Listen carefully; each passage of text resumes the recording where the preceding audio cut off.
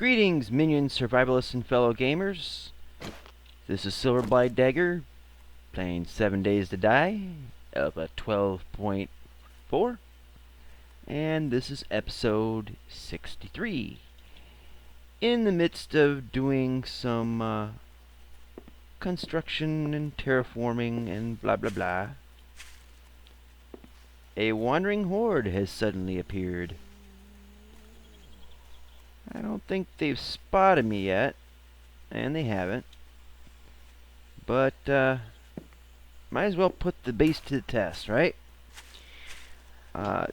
Between the last episode and this, I did go onto the forum, the 7 Days to Die game forum, not the Steam one, and found out a better way to change the weather.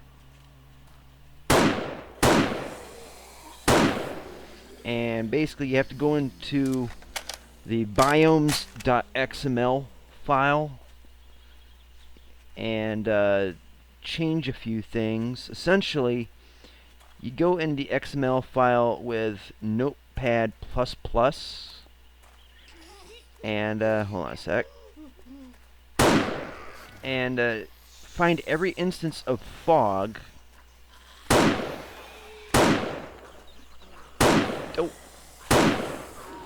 And there would be numbers after it, like fog, something something equals, minimum equals, maximum equals, and you basically just change all those numbers to 0.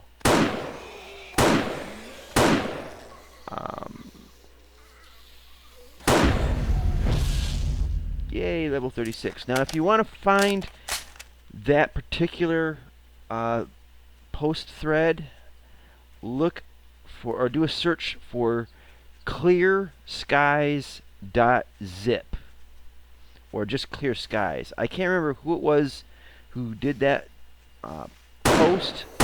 Damn it.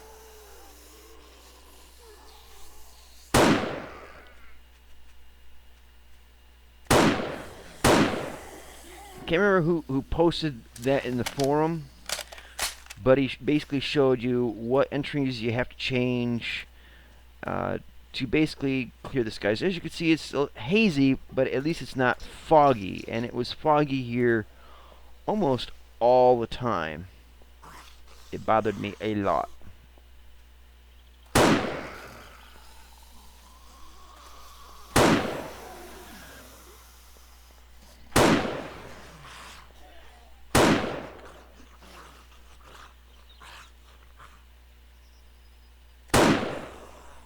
Ooh, just got a chunk of his melon.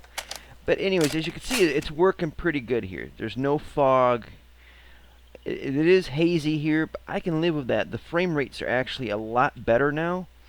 I know that the weather has been a beast on the graphical resources for my computer. And if you're a low-end computer user like me, you know, with a very weak system. I mean, I'm using a notebook that really isn't made for gaming. I mean, it's got the Intel HD graphics chipset in it, but it's like generation 3, and I think the best right now is generation 5. And still, it's an Intel chipset, whereas like AMD and Nvidia are like the chipsets that the graphical chipsets to have for playing games, especially graphic intensive ones. So even with my limitations, I'm trying to make the most of it, and getting rid of weather effects. It'll still rain on occasion, and I don't mind that, and I can always turn it off from the console, but I had to kind of hard edit out the fog by going into the game files itself and modding them. And I don't really like modding stuff. I usually like to keep things pretty vanilla, but in this case, it's not like cheating. It's more of just trying to milk the game for um, performance rather than change the game in a advantageous way to get stuff without earning it. So if you're looking for it, like I said, go into the 7 Days to Die forum and look up clearskies.zip or just Clear Skies. The guy on there, he had posted up a zip file that you can download that has it pretty much all done for you. I just went in on my by myself. I didn't download anything, and just change it so that the fog is always off. The rain, however, still can happen, and according to the guy that made the weather changing post, his suggestion was to turn off rain and stuff like that. But I do kind of want some weather effects. I mean, it is part of the allure of the game, but it's just the fog was just eating up my computer like crazy, and I noticed immediately the game was performing a lot better. So hopefully that'll make a difference on your computer if that's an issue that you're having as well. Anyways, I built the inner frame, and I'm just going to be digging out here. I put fill dirt in here to level it out. So as you can see, you walk across here, you're eye level with the iron bars, and comes out to here, then it just drops down. Now I'm going to have to do the same as I did the inside to the outside, and basically make it like this area over here, and then I'll just dig all this out, and once I get it down to the depth I want, I'll take out all the wood frames and replace them with rebar frames, and it'll be floor to top of wall, all of floor, and then floor to top of wall again. So it'll be like flying through the Death Star, but with no exhaust port to exploit. But anyways, I just thought that little wandering horde was excuse enough to briefly start recording, kind of add onto what I had did in the last episode, or mentioned in the last episode, kind of keep you up to date on that kind of stuff. I hope that helps too, because I mean it does feel like it's helping me. So far so good. Now there's other elements in here that will slow you down, and I think, like in my case, these torches are kind of a hindrance, but we went through that in Alpha 11 with my Fortress Maximus base, and yeah, it slowed things down a little bit, but it wasn't to the point where I was like, all right, I've had enough of this crap, get him out of here type thing, So anything to squeeze out just a few more frames per second, and try to make it as playable as possible. Now, as you can see, I'm going to have to drop the wall here down, because it's got to be perfectly level with this. So I'll get to that. I'll do the rest of this off camera, and I will cut away to that. Let's see what else we got to do here. Yeah, take that frame. It costs a lot of frames. I don't even remember how many frames that I had on me before I had to create new ones. And I think when I create some more frames to make up for where I was lacking. I think I did like 84, something like that. So yeah, it's using a lot of wood frames just to frame this out, and this is just like two-dimensional. It's got to be in 3 dimensions, you know, at least. Let's see, there's just going to be a floor, then spikes, and then 2 things of water. So it's got to go down 4 blocks. Oy.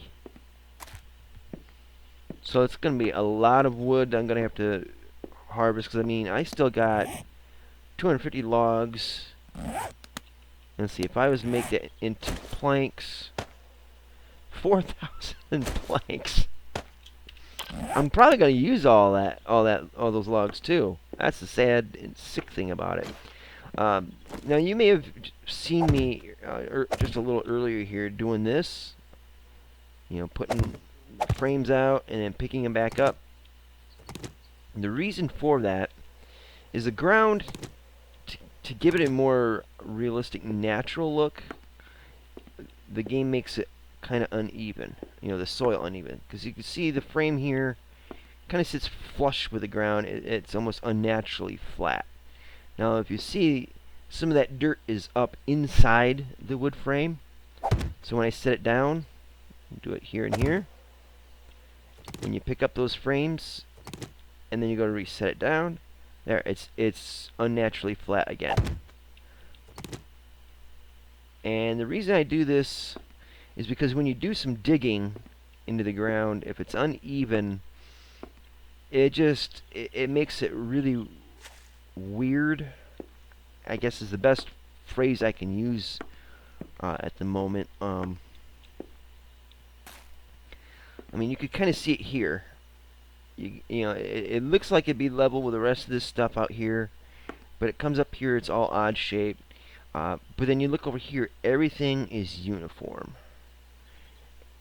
And you know if you're off when you're digging, like if you dig too deep and you put a hole where you don't want a hole, you can easily notice it. So that's why I'm kind of leveling out the ground, just for the fact that it makes it easier to navigate by, I guess. Alright, that there didn't flatten out. No bigums. And basically, when you put a block down like that, it'll pull the terrain up or push it down, depending on what's going on. So now, when we dig into this, after we've smoothed it out, see, it just kind of keeps the bottom, where you've dug, almost perfectly square. I don't know. I'm not all that, I'm not all that experienced with voxel-based games and how all that weird stuff works out. I mean, I've seen people play Minecraft, like in person, but I've never played it myself. Yeah. But anyways, you get the idea of how this kind of trick works. And, if you're doing landscaping on a base, you want to make it look all nice and uniform. That's a trick that could help you out. And since I have a touch of obsessive compulsiveness, almost perfectionist tendencies, I am a little bit human. Yeah, I try to make things all nice and even, and yeah. I think my OCD really comes down to numbers. Nice rounded numbers like zeros or fives. Anything with a 0 or a 5 in the end, I could be happy with. But if a number was like, say, 251, it just, yeah. It's gotta be 250 or 255, man. I mean, come on. But I'm not so obsessive compulsive that, you know, I look at a bowl of M&Ms and have to color code them or something. In fact, I used to go to school with a kid that was so obsessive compulsive that when we would go to lunch in the middle of the school day, he would pull out his lunchbox, take out a napkin, and he would line up the two sides of the napkin with the wood grain in the tabletop of the lunch table. You'd line up the two edges of the napkin with the wood grain, pull out another smaller napkin, match it up with the two edges of the napkin that was matched up with the wood grain, pull out his drink, and sometimes it was a square container, sometimes it was round, but he'd put it where the two edges were exactly touching the corners. Pull out a sandwich, set it on the opposite corner, perfectly flush with the napkin. And yeah, I mean, he used to get teased for that stuff, and to a degree, I mean, yeah, I can see why, but that was his thing, and I can understand it, you know. But there is a point where obsessive compulsiveness can be an obnoxious hindrance. But then there's times it can be quite helpful, I guess. To each their own, I say. Anywho, we're not done. I just wanted to get that part kind of started up. I got a lot more work to do, which I shall do off camera. So, not much else to say.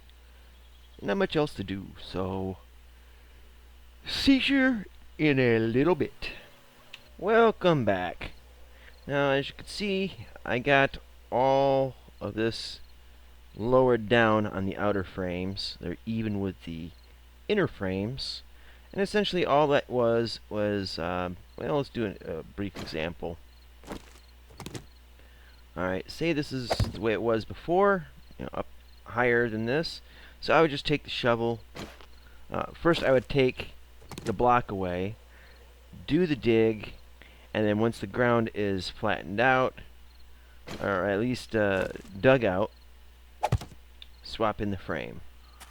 So what I will do next in this project, this has got to go down so that it'll be 1, 2, 3, 4 levels down. So what I'm going to end up doing is it'll be, this is the inner wall, this is the outer. Yeah, what I'll do is I'll come in here and I'll start digging, and then dig under the frame, drop it 1, dig under the frame, drop it 1. This helps keep you in a straight line, and it keeps you in a straight line. It keeps you from over digging, where, you know, if you dig too deep in on accident, and it happens, at least to me anyway, you can correct it. You can, you know, pull the box away, drop the dirt into the extra hole that you made that you don't want, and then you can replace the frame back in. Boom. And that way it keeps it all nice and uniform. It's easier to keep track of, at least to me anyway. So yeah, that's kind of the trick behind that. It's just kind of take out, dig, take out the dirt that comes out of that, and then replace that fill in that void with a wood frame. Simple enough, isn't it? And you just keep going until you reach the depth that you want.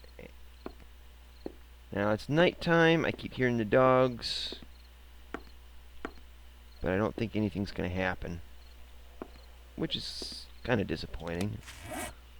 Not really much else I can do in this episode, but kind of give you a a brief guide is how I do the trenches. I did the same thing in Alpha 11. If you have seen my videos on that, similar concept to what I did with my Fortress Maximus base. It's going to be, it's going to look almost identical, except I'm not going to do all of that ground up there in reinforced concrete. In fact, I may end up just filling this with log spikes.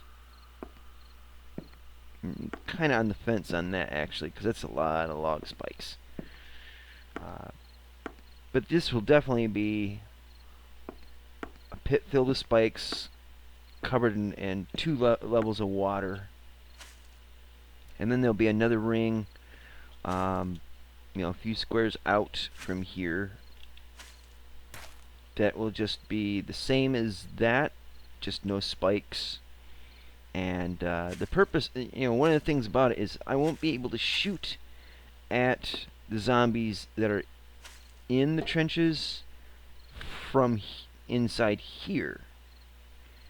This part of the base here is for the long range, kind of like level shots from across here. So you'll get more shots of the zombies coming directly at you, which makes for relatively easier shooting.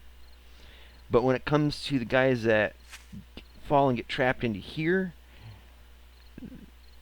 that is bait for the sniper tower, which will be built up from the top from there.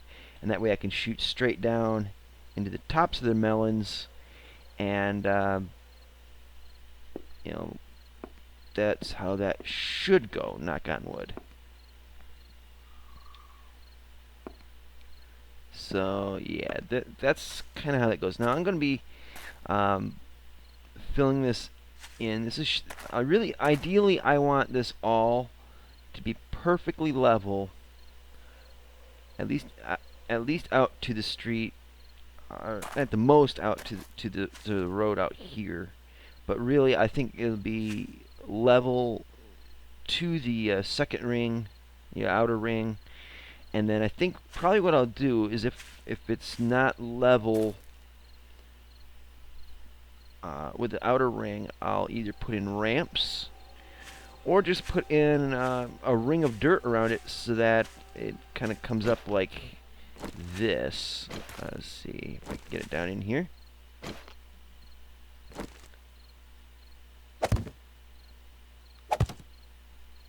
Kind of like that. So you have a natural, let me swap this out. So you kind of have a natural ramp to go plop into it like that.